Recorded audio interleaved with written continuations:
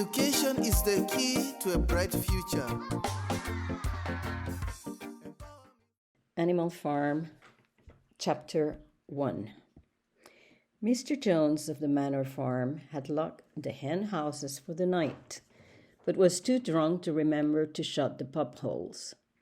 With the ring of light from his lantern dancing from side to side, he lurched across the yard, kicked off his boots at the back door, drew himself a last glass of beer from the barrel in the scullery, and made his way up to bed, where Mrs. Jones was already snoring.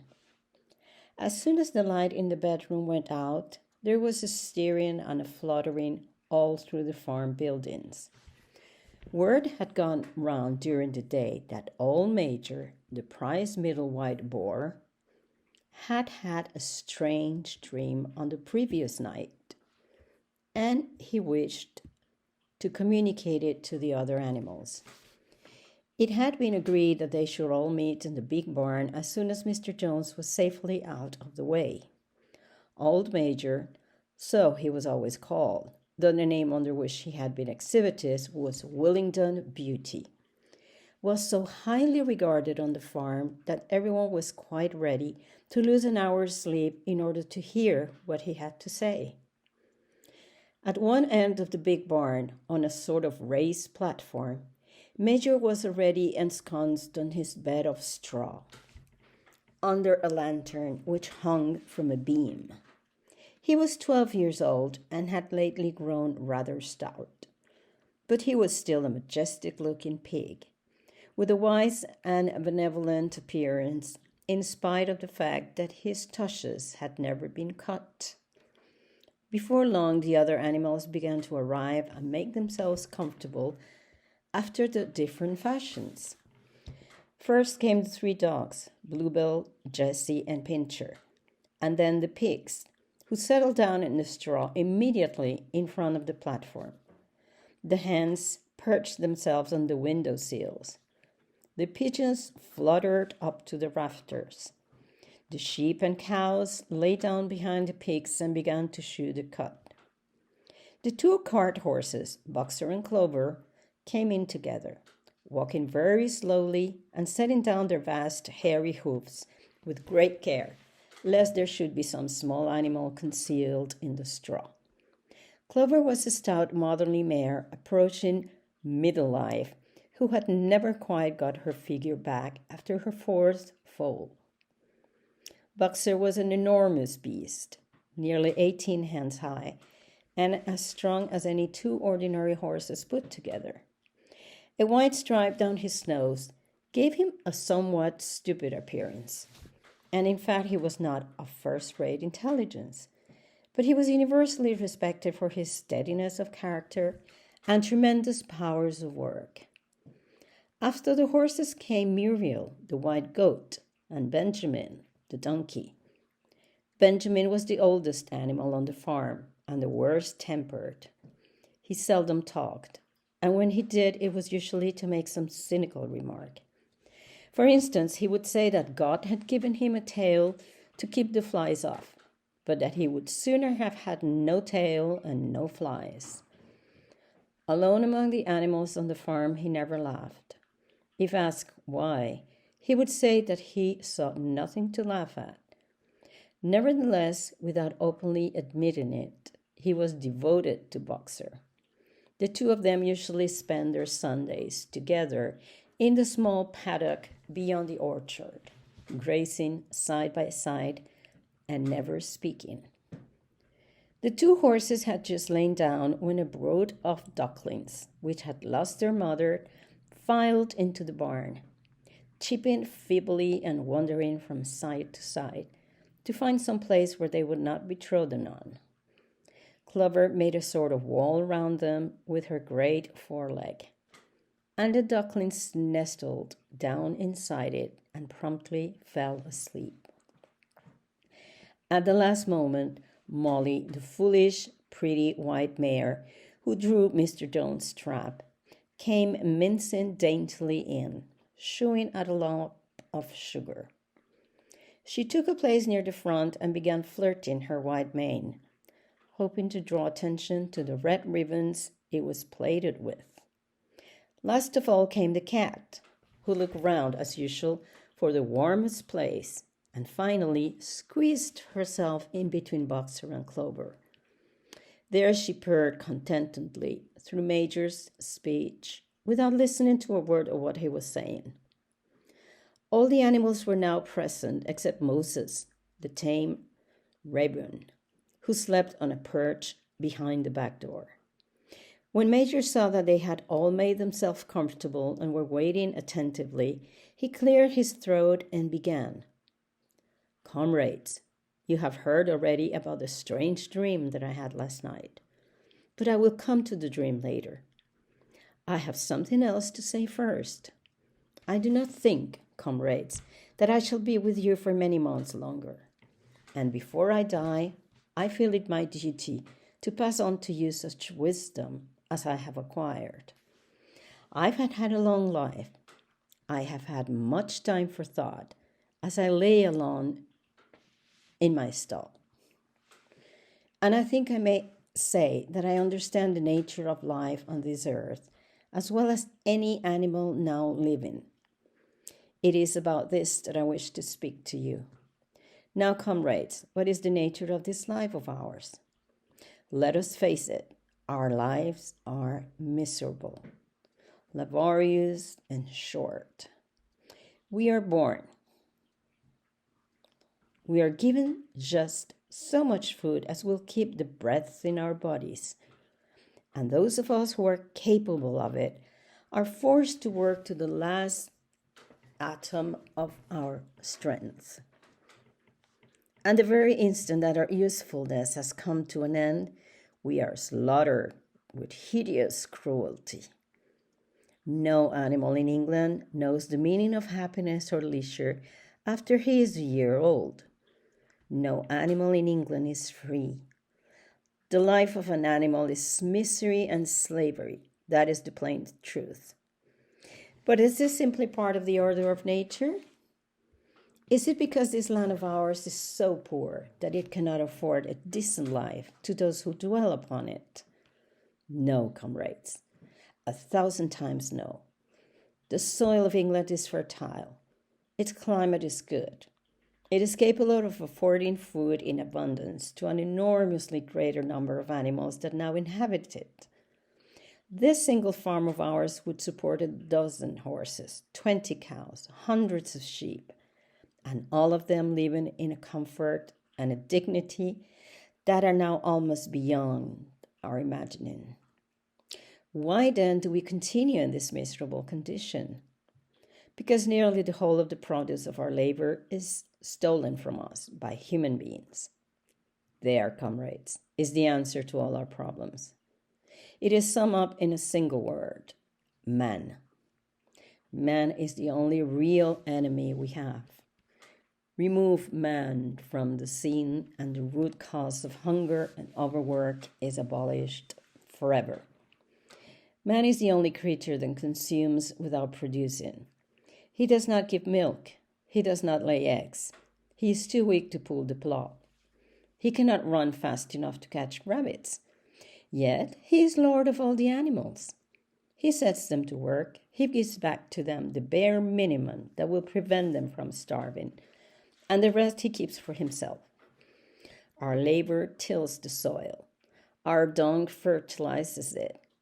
And yet there is not one of us that owns more than his bare skin.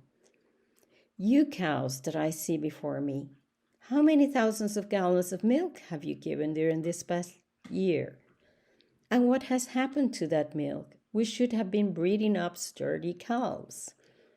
Every drop of it has gone down the throats of our enemies. And you hens, how many eggs have you laid in this last year? And how many of those eggs ever hatched into chickens? The rest have gone all to market to bring in money for Jones and his men. And you, Clover, where are those 4 foals you bore? Who should have been the support and pleasure of your old age? Each was sold at a year old. You will never see one of them again. In return for your 4 confinements and all your labor in the fields, what have you ever had except your bare rations and a stall? And even the miserable lives we lead are not allowed to reach their natural span. For myself, I do not grumble, for I am one of the lucky ones. I am 12 years old and have had over 400 children. Such is the natural life of a pig. But no animal escapes the cruel knife in the end. You, young porkers, who are sitting in front of me, every one of you will scream your lives out at the block within a year. To that horror we must all come cows, pigs, hens, sheep, everyone. Even the horses and the dogs have no better fate.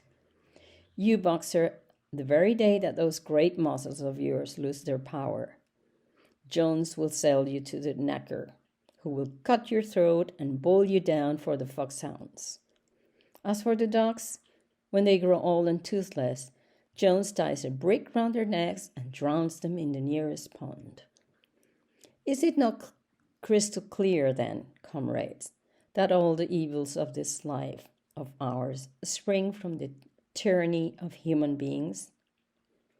Only get rid of man, and the produce of our labor will be our own. Almost overnight, we could become rich and free. What then must we do?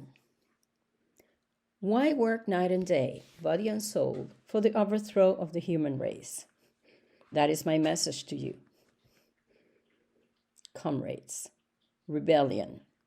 I do not know when the rebellion will come. It might be in a week or in 100 years, but I know as surely as I see the straw beneath my feet that sooner or later justice will be done. Fix your eyes on that, comrades, throughout the short remain of your lives, and above all, pass on this message of mine to those who come after you, so that future generations shall carry on the struggle until it is victorious. And remember, comrades, your resolution must never falter. No argument must lead you astray. Never listen when they tell you that man and the animals have a common interest, that the prosperity of the one is the prosperity of the others. It is all lies. Man serves the interest of no creature except himself. And among us animals, let there be perfect unity, perfect comradeship in the struggle. All men are enemies, all animals are comrades. At this moment, there was a tremendous uproar.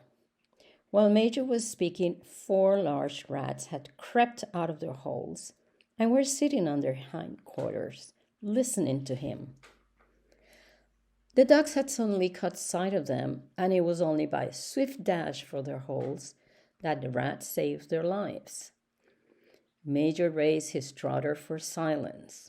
Comrades, he said, here is a point that must be settled. The wild creatures, such as rats and rabbits, are they our friends or our enemies? Let us put it to the vote. I propose this question to the meeting. Are rats comrades? The vote was taken at once, and it was agreed by an overwhelming majority that rats were comrades.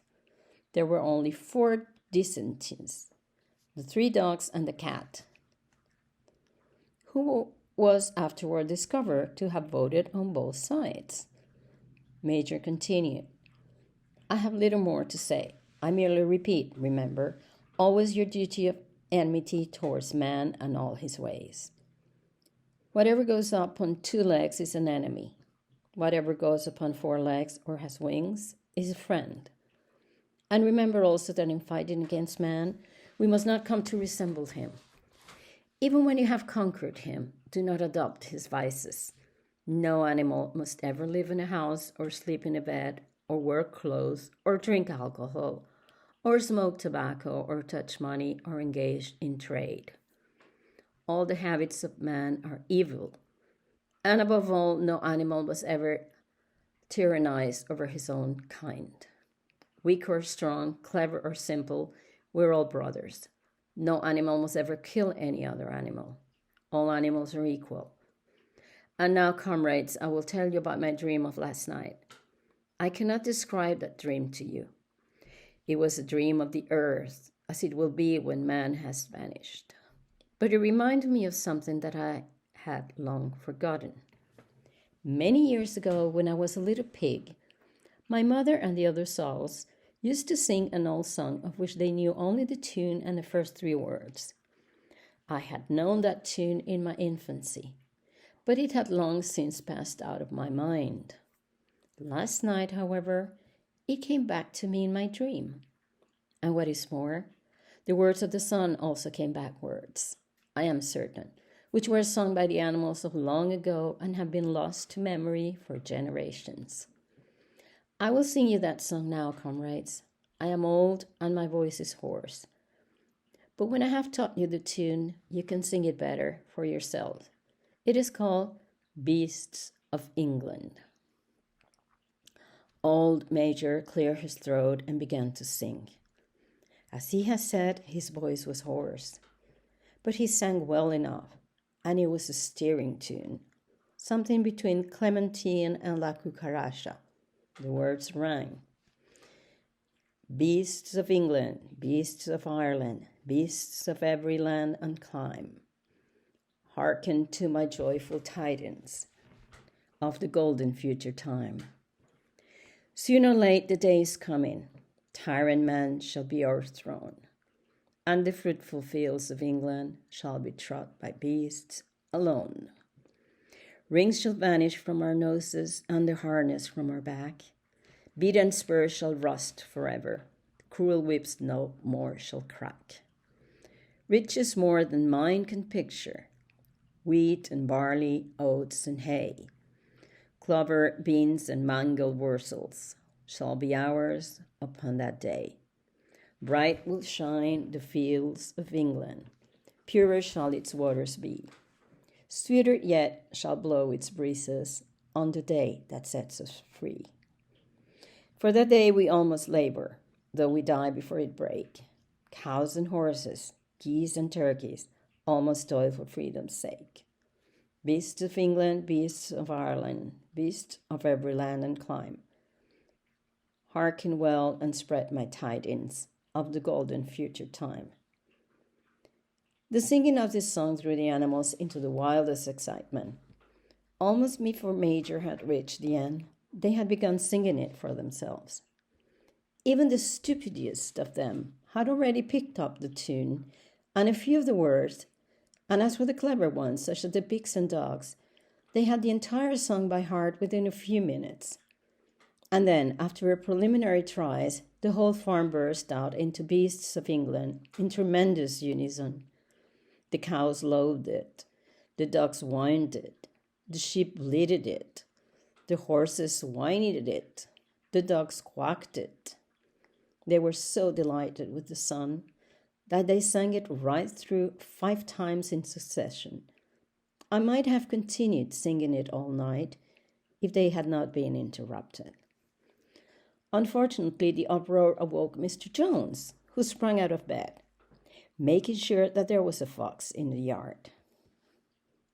He seized the gun, which always stood in a corner of his bedroom, and let fly a charge of numberless shots into the darkness. The pellets buried themselves in the wall of the barn, and the meeting broke up hurriedly. Everyone fled to his own sleeping place. The birds jumped onto the perches, the animals settled down in the straw, and the whole farm was asleep in a moment. Oh yeah, come on now, let's support this cause. Come on now, let's support this cause, yeah. To educate the youth, is to educate the whole world, and to empower the youth, is to empower the nation. I said to educate the youth, is to educate the whole world, and to empower the youth, is to empower the nation. I said to educate the young people, is to educate the whole world, to empower the young people, is to empower the nation.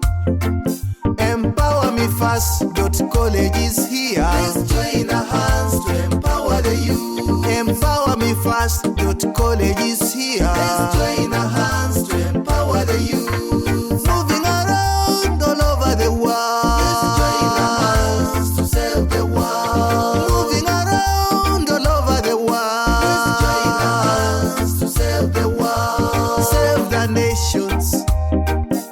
Empower the youth. Save the world.